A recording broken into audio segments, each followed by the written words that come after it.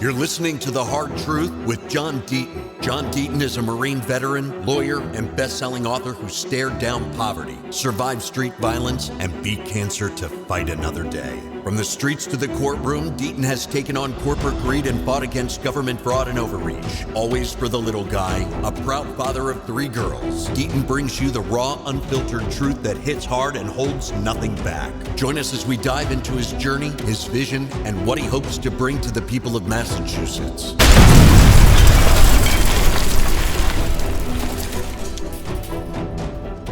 Don't touch that dial or change the channel because it's Sunday at 7 p.m. and you are listening to WRKO on iHeart's 680 AM. I'm John Deaton. This is The Hard Truth. Hope everybody had a great week. Welcome back. Remember, you can reach me at john@hardtruthshow.com. That's john@hardtruthshow.com. Listen, I haven't talked about Bitcoin or crypto for a little bit. I told you I would update you. So right now, I'm going to put on my glasses and I'm going to check right now the price of Bitcoin. Now remember, I was recommending Bitcoin when it was under $10,000. It is currently $123,524.18. Basically $124,000 per Bitcoin. Other cryptocurrencies, we've got XRP is at $333, and we've got Ethereum at $4,700.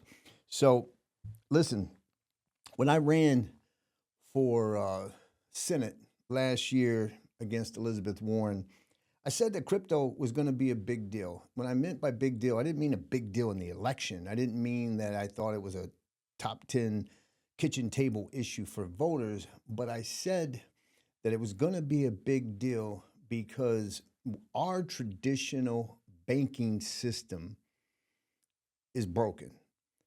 We are $37 trillion in debt, and we still have fractional banking. Now, remember, we used to have the dollar backed by gold.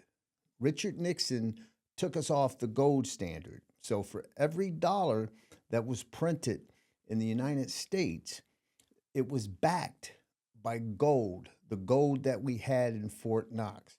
When we went off the gold standard, people would say, well, what's backing the dollar now? Because you could just keep printing. You just keep hitting the print button and trillions of dollars get printed out of thin air. But as you know, the more you create something, the less valuable it becomes. It's pure economics 101, supply and demand. If you have more and more and more dollars, that means each dollar becomes less valuable. And so if it's not backed by hard assets such as gold, then you debase your currency and each dollar becomes less valuable, which means inflation. Prices go up. So now it takes, a lot more dollars to buy the same things that we used to buy 10 years ago, 20 years ago. The reality is, people, that from 2000, the dollar's been devalued by 75%. The dollar, since we went off the gold standard, has been devalued by 95 cents. Okay, now those are just facts. We print so much money. We're $37 trillion in debt. Every year, we go $2 trillion more in debt. Remember, how big is a trillion? I think I said this in a previous show. It's worth repeating. When I was young, they used to say this government project was going to cost so many millions of dollars. When I got to college, okay, this would be in the late 80s, things cost in the billions. And today, when we talk about government spending, infrastructure bill, big, beautiful bill, whether it's Republican or Democrat initiative, doesn't matter. They say, well, this is going to cost $2 trillion. This is going to cost $1.5 trillion. But to show you just how big 1 trillion that number is, I want you to Google How many years does 1 trillion seconds equal? And you're going to find out it's over 34,000 years. That's how big a trillion is. From the day that Jesus was crucified, right, just as a historical fact in history, if you take the date of crucifixion until today and you add $1 million per day, every day, from the date that Christ was crucified, it does not equal $1 trillion. That's how big the number trillion is. And our government just keeps going in debt, 2 trillion a year. We're at 37 trillion now. And that's why you're experiencing the fact that your purchasing power of the United States dollar is less than what it used to be. And inflation is keeping in. That's what causes inflation. What causes inflation is that we just keep printing so much damn money. And the more we keep printing, the less valuable it becomes. And so that's the problem. And so I said that we're going to need an alternative. And that's why I got into Bitcoin, and that's why I got into cryptocurrency. And I predicted that the new wave of innovation, one of them, in addition to artificial intelligence, in addition to robotics, in addition to quantum computing, would be blockchain technology and cryptocurrency. Bitcoin has a limited supply. There will only be 21 million Bitcoins ever created. We've already created 19 plus million, okay? And 4 or 5 million of them have been lost. And so since we know that there's this limited supply of Bitcoin and people are wanting Bitcoin and buying Bitcoin, it's going to continue to go up. Now, in the race against Elizabeth Warren, I brought up the fact that she was trying to ban Bitcoin. She had a bill, and that bill was written by the Banking Policy Institute, which is all the banks, JP Morgan Chase, Bank of America, Wells Fargo. They all wrote her bill, okay?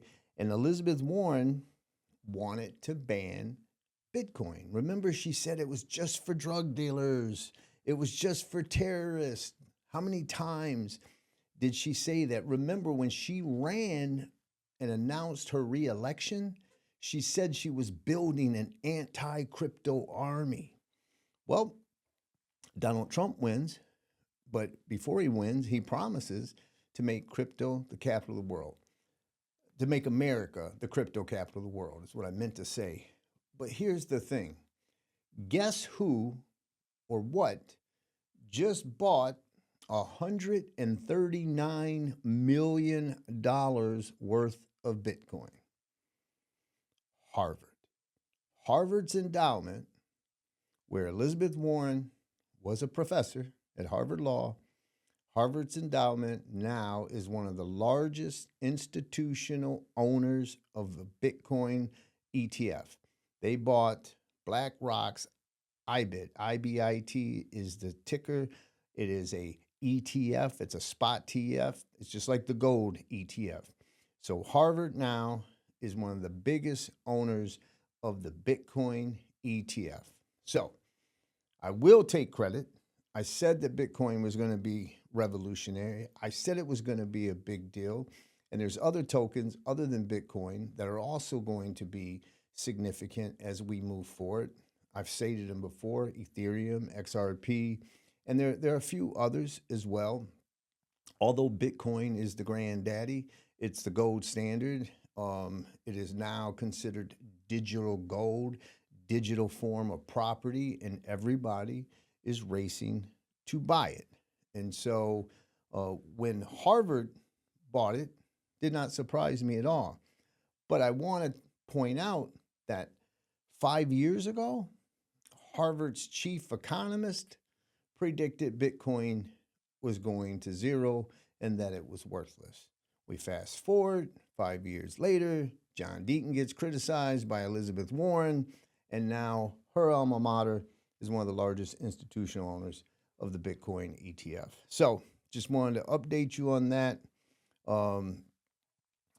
I've said from the beginning, we're moving forward in a different type of era.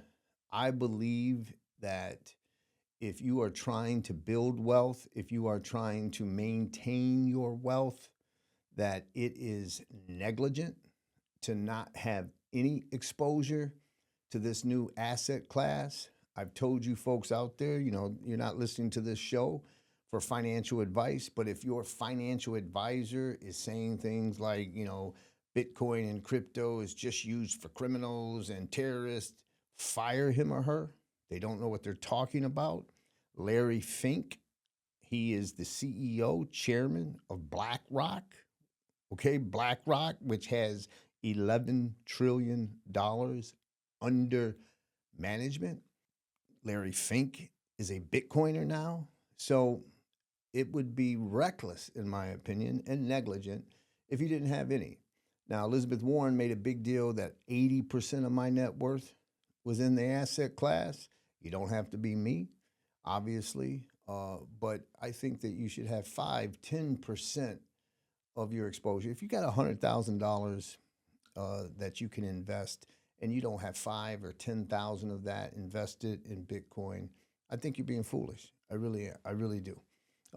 Interest rates are going to get cut this fall. When you look at the data, Jerome Powell, the Fed, he's got no choice. The question is he going to go by 25 basis points or is he going to cut by 50 basis points? I think he should cut by 50 basis points because of the impact on the real estate market, which basically dictates a lot of our economy. When he cuts those interest rates, you're going to see Bitcoin go from 124,000. It's going to go to 250,000 in the next year, in my opinion. It will double. Ethereum will go up over 10,000 most likely. XRP will probably get to $6. So that's your crypto corner for this week. When we come back, we're going to talk about some big things that happened this week. Stay tuned. You're listening to The Hard Truth with John Deaton. All right, welcome back to the show. You're listening to The Hard Truth. This is John Deaton. Listen, you can reach me at The Hard Truth Show, John at hardtruthshow.com. That's John at hardtruthshow.com. Follow me on X at John E. Deaton, #1. John E. Deaton and the #1 on X. And obviously, I'm a mesothelioma asbestos attorney. If anyone in your loved ones have been impacted, been diagnosed with mesothelioma or lung cancer, and they were exposed to asbestos, that's what I've done for 30 years here in Massachusetts, representing the hardest working people on the planet who were exposed to one of the world's most known poisons, which is asbestos, which unfortunately is always fatal and kills you. So you can reach out to me at the Deaton Law Firm, which is the sponsor of this show. And so let's talk about some things that happened since we spoke last. First of all, let's do the Epstein update because that's something that is never going away. And we know that the Deputy Attorney General has interviewed Ghislaine Maxwell. She's been moved to Texas. He spent 2 days. We know her attorneys are asking for President Trump to issue a pardon. I've been interviewed several times across the country about whether I support that. And the answer to that is no. I don't support giving her a pardon. But the biggest travesty, the biggest injustice related to the Epstein issue is that Epstein, who's dead, right, whether he killed himself or whether he's murdered, whatever you think on that, he's gone. And you've got his female pimp who brought these children, these girls to him and participated in the abuse. She's serving 20 years. But what about all the other people that are involved? How come there's never been an investigation? What happened to all the people who participated? on the island. How come there's never been an indictment of any of those people? That's what people are sick and tired of. People are sick and tired of this two-tiered justice system that the wealthy and the powerful get to play by different rules. And I predicted that the Epstein thing wouldn't go away, and it's not going away. No matter what President Trump says, he can call it a hoax, he can say it whatever, but even his base wants justice. And so I think we're going to have a release soon of more information.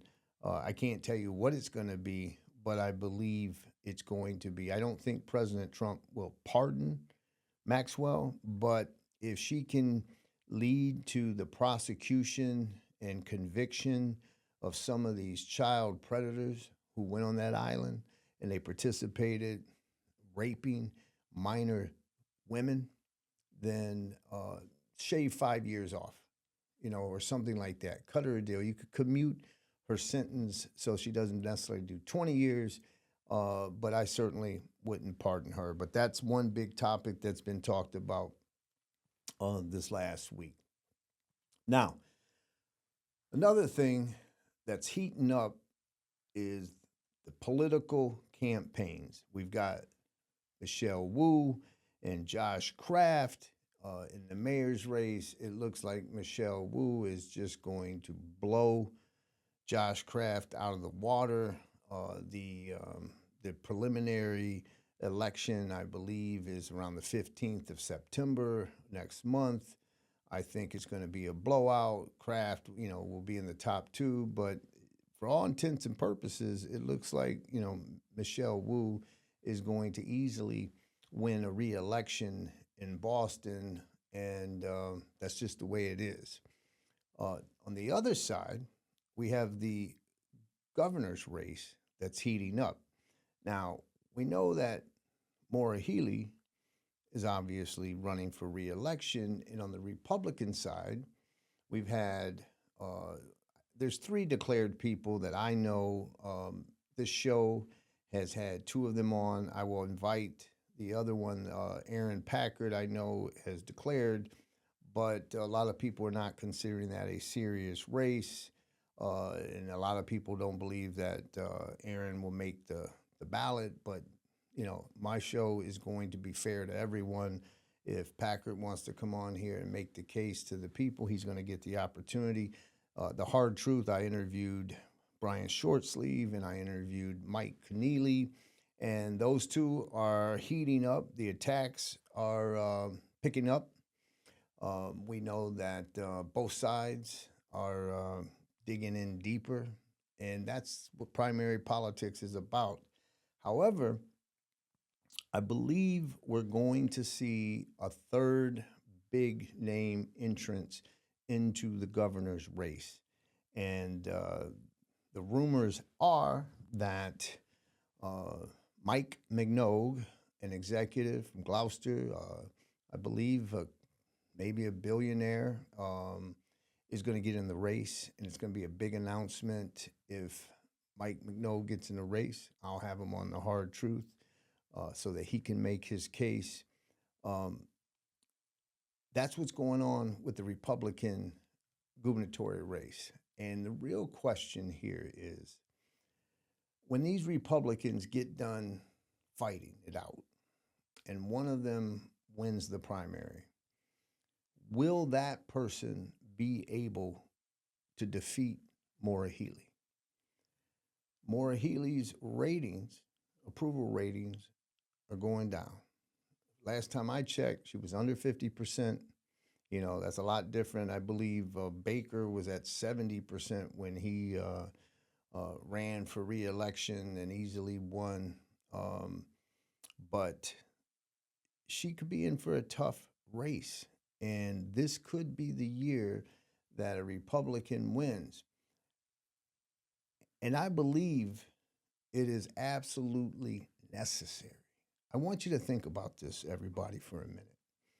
Massachusetts is right now one of the, unfortunately for us who live here, it is one of the premier, I don't want to use the word best, but I will, best examples of what happens to a state when only one party is ruling, when only one party is completely in control, when only one party is represented at the governance table. Not the governor, I'm saying the table of governance. All right? And what I mean by that is every single statewide office in Massachusetts is occupied by a Democrat. The governor, lieutenant governor, secretary of state, attorney general, auditor, treasurer, every single state office. And then when you look at the legislature, 85 to 88% is Democrats. Okay, when we go to the federal office, all 9 U.S. House of Representatives, congressmen and women, all 9 are Democrats. The 2 United States senators, Elizabeth Warren, Ed Markey, Democrats. So every single office of authority in Massachusetts is held by a Democrat, and some of them are far left radicals who favor illegal migrants over combat vets. Radicals who are focusing right now on they're going to ban plastic grocery bags at a time when people can't afford the groceries to go in the bags. They want to go carbon neutral and ban natural gas pipelines while our electric bills are going through the roof. New housing, we're in a housing crisis, and they won't allow gas pipelines for the houses. They all got to be electric, which is super expensive. And not just that, we're in a housing crisis. It takes 2 years for builders to pull the permits. They're buried in red tape. It is an absolute study of why you need dual representation. And everyone out there, I'm sure that if for 20 years, right-wing Republicans were in charge of every single office and every single policy, I'd probably feel the same way. But right now, that's not the case. It is far-left politicians who are running Massachusetts, and they're running it into the ground. And they've become so arrogant now. So arrogant because they're in power, and they believe there's no threat that they're going to lose any power, that they're going to lose any seats. They become so arrogant, so complacent. And the best example of that is the state audit. 72% of the voters said that they wanted to make it law that the state auditor, who is Diana DeZoglia, who is a Democrat, by the way, that she can audit the state legislature so that we can see how our money is being spent. I mean, we lost a hospital in Dorchester. Kearney Hospital closed. Maura Healey said there was no money to save it. Neshoba Valley Medical Center closed in central Massachusetts. Maura Healey said there was no money to save it. A year before that, the maternity leave in central Mass shut down. Maura Healey said there's no money to save it.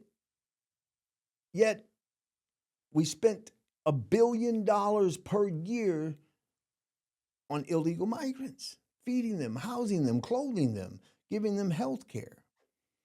And yet, they don't want you to be able to see where the money goes, who gets the contracts. It's absurd.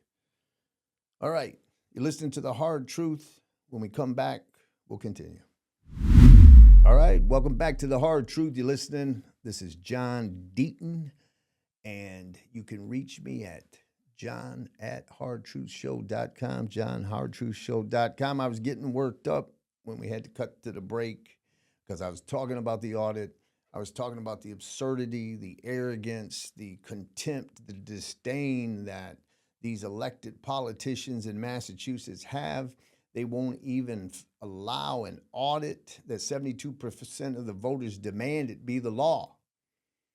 They say, nope, it's not constitutional. Now, Maura Healey said she supported it. Attorney General Campbell said she supported the audit. But guess what?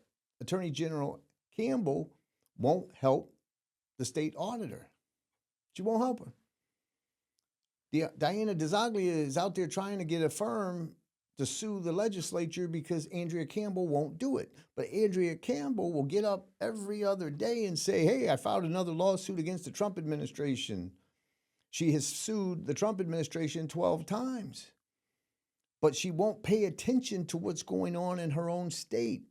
We don't even know how these one bid, no bid contracts are being granted by Maura Healey. All right, $7 million for this dry cleaning service, $5 million for this car service, $8 million for meal service. We don't know if there's competition. Maura Healey has been operating under a state of emergency this entire time, which means she doesn't have to be as transparent because it's a state of an emergency. These people are corrupt. Let me just say it right now.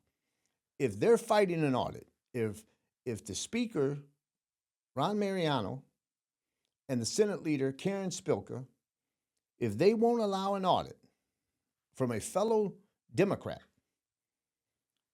audit the legislature and where all our tax dollars are going and how it's being spent, if they're getting up there saying we're not going to allow you to do it because now they're claiming it's unconstitutional, is what they're saying. They believe that the audit that you voted for, that got passed into law by 72% of the voters, that it's unconstitutional, even though Andrea Campbell said it was constitutional and that it was in proper form to be on the ballot. Why do you think they're fighting it?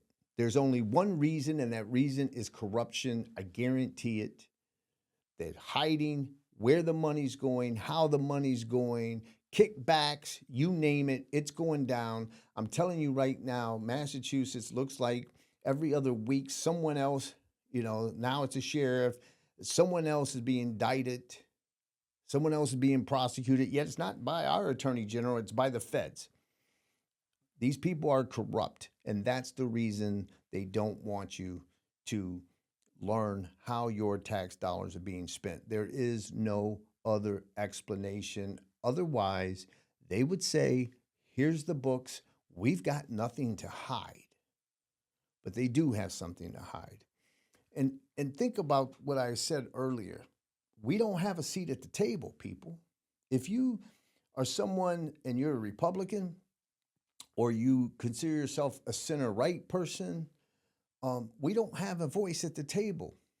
Listen, I ran against Elizabeth Warren and I got my butt kicked, but I was a first-time candidate. No one knew who I was. Yes, I've been a lawyer here for 25 years up until then, but you still didn't know who I was. No one had ever heard of John Deaton. Yet I got 40% of the vote. I got over 40% of the vote. So 40% of the voters said that they wanted John Deaton and not Elizabeth Warren. 40%. But we don't have one person in our federal government or statewide government that would represent that 40%. It's all Democrats, and some of them, like I said, are far-left radicals. So we've got to do something. We've got to make progress. And I'm hoping that the people out there are witnessing what's happening in Massachusetts. We are in trouble. We are witnessing an exodus of people leaving the Commonwealth because they cannot afford to live here. $650,000 is the average home across the Commonwealth.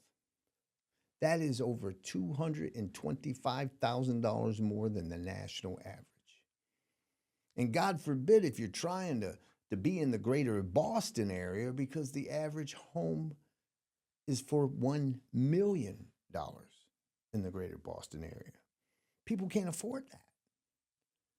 Our electric bill is 75% higher than the national average.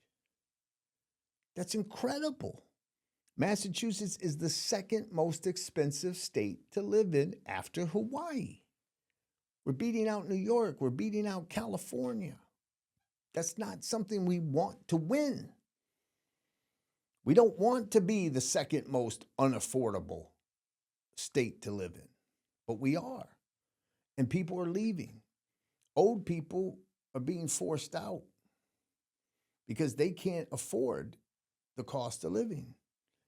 Young people in their prime of their working years, where they're going to generate tax revenue for our state, they're leaving because they can't afford it. And their solution, Governor Healey's solution, the Democrat solution to everything is raise taxes. That's why they call it Taxachusetts. It's just raise taxes, candy tax, popcorn tax, wealth tax, you name it. They put a new tax on the car tax.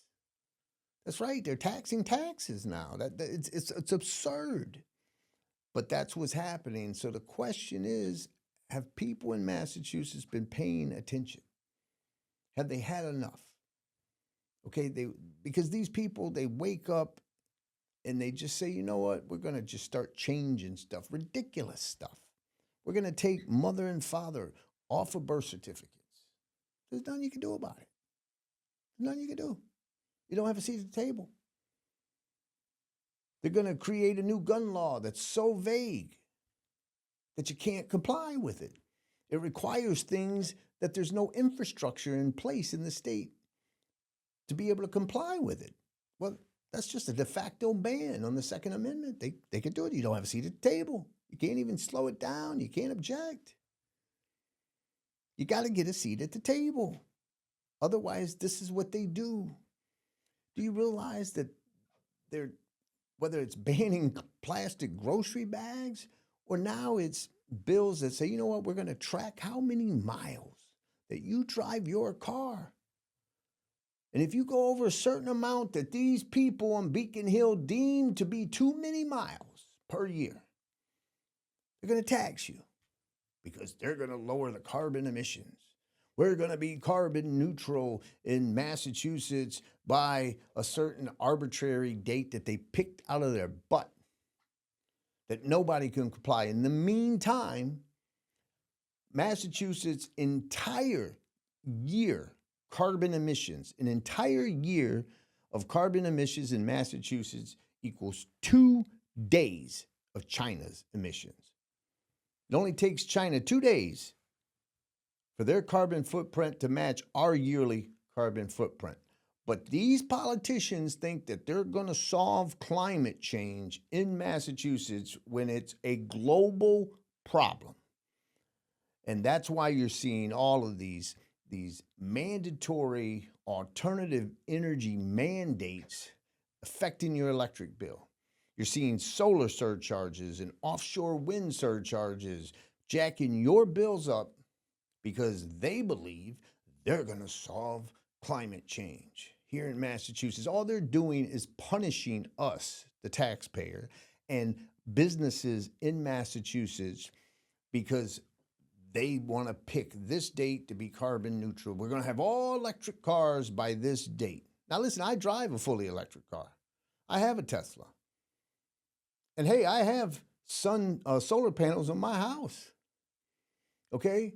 I think it was June, I didn't have an electric bill because of the solar panels. And so it's not like I don't believe in climate change. It's not like I don't believe that we should try to take steps to lower our carbon footprint. But my God, this Green New Deal crap that Markey and AOC came up with, you might as well sparkle some fairy dust on it, you know, and because it's a fairy tale. And it doesn't even make sense because they'll say, well, we're going to increase offshore wind. Well, you're destroying the oceans, you're killing whales, you're affecting commercial fishermen, and the carbon footprint of maintaining that and installing that, it's going to take you decades to offset it. Makes no sense. And when the wind doesn't blow, then there's going to be gaps. When the sun doesn't shine, there's going to be gaps. And guess what? They use to fill those gaps fossil fuels. So the Green New Deal, that fantasy that Markey is part of, actually causes us to be dependent on fossil fuels, not replace fossil fuels. It's all absolute rhetoric nonsense. Okay, but that's what they're doing here in Massachusetts. And they're going to be all electric cars. We don't even have the grid for it. We don't have the infrastructure for it. There's not enough charging stations to do that. Do you know what the trillions of dollars it would take? What's their solution? Raise taxes some more. All you're going to do is push more people out of Massachusetts. And we're going to continue to see this exodus.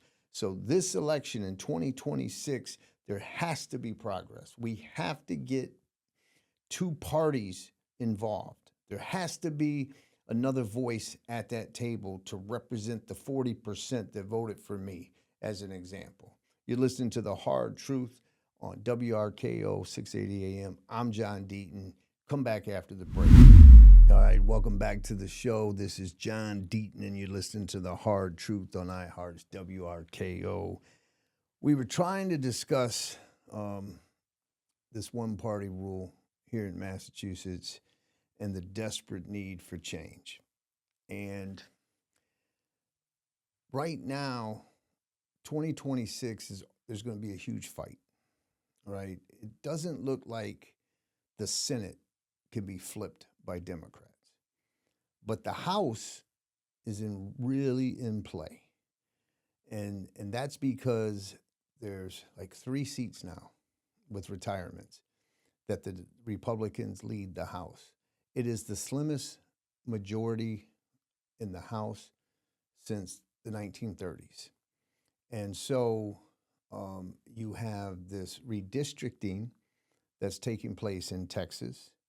The Democrats did it in Illinois, and they've done it before. And now everybody's fighting over their states, right? These state legislatures, they left Texas because they wanted to break quorum so that the governor couldn't do what he's doing. And then California said that they're going to do redistricting. Even Maura Healey got involved and said that, they'll do it. Like they don't have enough seats in Massachusetts. Like I said, 40% voted for me, but there's not one seat. There's not one Republican seat at the table. There's not even an independent seat at the table. All Democrats, some of which are far left radicals. And, listen, when it comes to redistricting, when politicians start drawing the lines instead of voters, it's not democracy. It's a hostage situation, okay? And I got to tell you, the Democrats, they're threatening to retaliate, and they're saying that they have to save democracy. And I'm going to remind everyone out there that, if I could give any advice to the people on the left, it would be this. You need to stop trying to save democracy by sacrificing democracy. Okay, it's just like racism. You don't solve racism or discrimination with racism or discrimination. You don't save democracy by sacrificing democracy. And you would think that people on the left would get this because they keep saving democracy. Let's go back to Hillary Clinton. Remember, they thought that Hillary Clinton needed to be president of the United States. And we had to defeat Donald Trump. And so Bernie Sanders got screwed by the Democratic Party. because they were coronating Hillary Clinton in that primary. And Bernie got screwed, but they were trying to save democracy. Now, let's fast forward to just last year. And when Joe Biden dropped out, what did the Democrats do? They coronated Kamala Harris. They didn't do democracy. They didn't have an expedited primary. They picked Kamala Harris, who had never received a vote, okay? Let's remember, she was the first Democrat out of the Democratic primary for president. Tulsi Gabbard lasted longer and got more votes than Kamala Harris when Tulsi Gabbard was a Democrat. Now, Tulsi Gabbard is the director of national security. Okay, she's part of the Trump administration, but she got more votes as a Democrat than Kamala Harris. But nope, they had to save democracy from Donald Trump. And so they sacrificed democracy in the name of saving democracy. Now, they're going to redistrict and they're going to retaliate in this state and that state, Massachusetts, all of this, and they're going to save democracy. You've heard people like James Carville, that old guy, he's in his 80s, he's a strategist, and he said that, you got to expand the Supreme Court to 13 people. You've got to make Puerto Rico a state, District of Columbia a state. You got to redistrict all the states. You got to give, all of the illegals citizenship so that they vote Democrat in order to save the republic. So you would think that after these failed attempts of saving democracy by sacrificing democracy, that they would stop doing that, but they're not. Now I said I would read some of your comments and criticisms and all of that. So I got an email from Jennifer from New Bedford. And Jennifer from New Bedford writes, John, I want you to run again. Will you consider it? And so a poll was done by people who want me to run against Ed Markey. And that poll was in February. And I really didn't think I was necessarily ever going to run again, and I still don't know what I'm going to do. But that poll showed that I could beat Markey between 3 and 7 points. Now, it's just one poll. You can never put too much emphasis on one poll, but I will say this, no poll ever showed that I could beat Elizabeth Warren.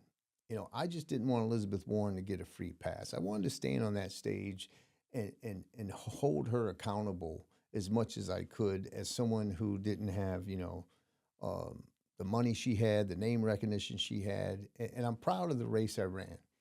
But this poll does show that potentially I could beat Markey, and it's because he's been there for 50 years.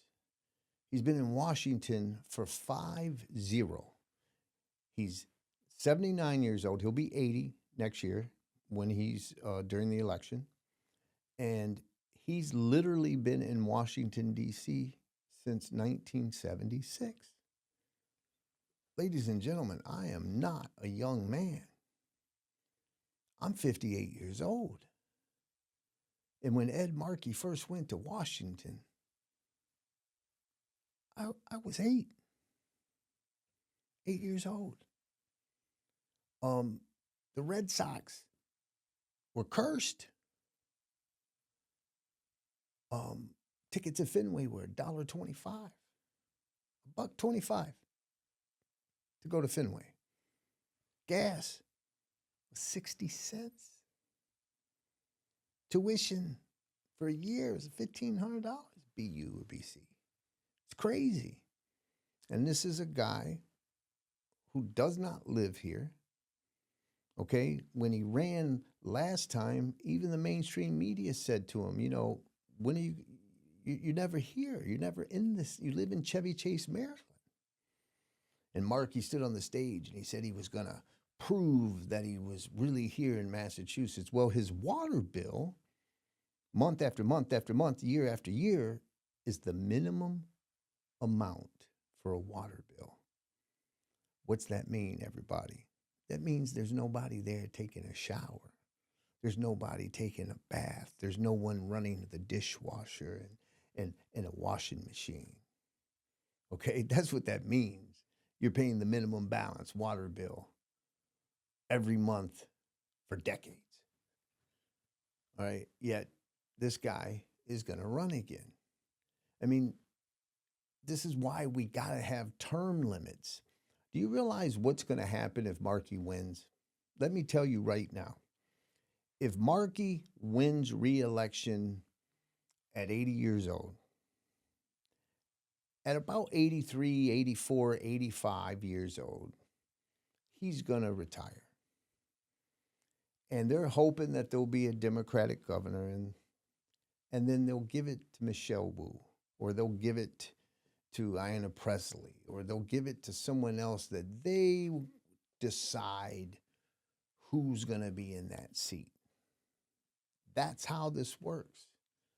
Why would an 80-year-old man who's been in Washington for 50 years, I mean, listen to this. Ed Markey voted for the 1994 crime bill. That bill incarcerated black men at a rate 5 times more than whites. Markey now wants to reform the law that he voted and enacted 20-some years ago, 30 years ago. When you're in office and you vote stuff in, right? You make the law. And then you're later are now complaining about the law that you voted in, and you are now arguing to reform that law. It might be a time to leave. It might be your time to get off the stage and let someone younger who might have different ideas than you, who might have better ideas than you, because you can't relate to everyday people. I'm sorry, if you've lived in the Washington bubble for 50 years, that's a half a century. That is a decade longer than the average age voter in Massachusetts. Average age voter is 39.5 years old, 40 years old. Markey's been in Washington, D.C. for 50 years. So he's been in Washington, D.C. 10 years longer than the people who are voting in the midterms has been alive. That's obscene. That's absurd. And polling shows that whether you're an independent or a Democrat or a Republican, 55, 60% say enough is enough. We need change. So I don't know if I'll run again, but boy, do we need someone else other than Ed Markey. You can reach me at john@hardtruthshow.com, john@hardtruthshow.com. Have a great week. You're listening to The Hard Truth with John Deaton. John Deaton is a Marine veteran, lawyer, and best-selling author who stared down poverty, survived street violence, and beat cancer to fight another day. From the streets to the courtroom, Deaton has taken on corporate greed and fought against government fraud and overreach. Always for the little guy, a proud father of 3 girls, Deaton brings you the raw, unfiltered truth that hits hard and holds nothing back. Join us as we dive into his journey, his vision, and what he hopes to bring to the people of Massachusetts.